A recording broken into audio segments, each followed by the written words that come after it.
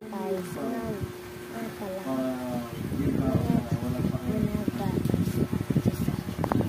parang walang boundaries.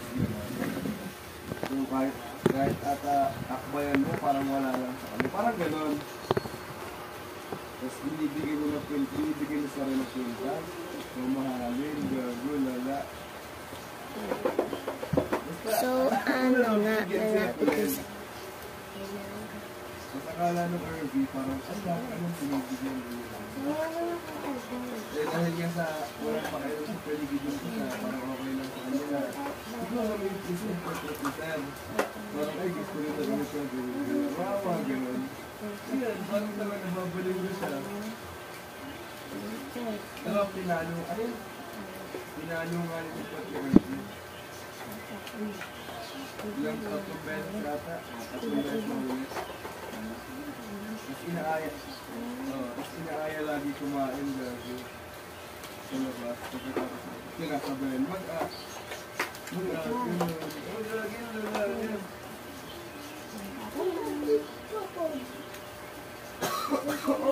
Oo, nalaman nila.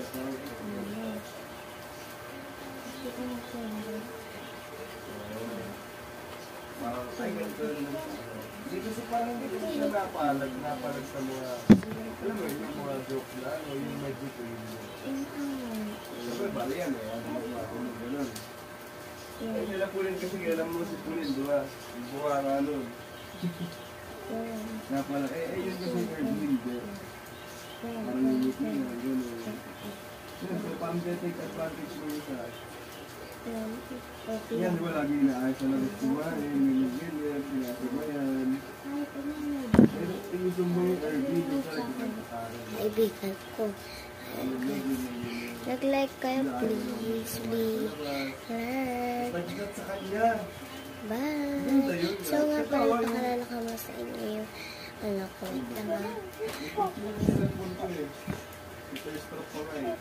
Ay, hindi pa bakita ka dito na. Saan mo namin ito nung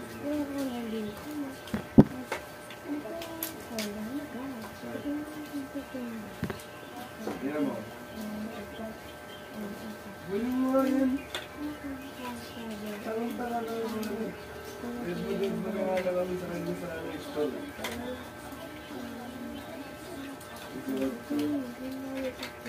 Ayun, ginisip pa lang yan. Oo, meron. Pero yung boyfriend niya, ano mo, parang asin na sila. Parang mag-aan tayo na.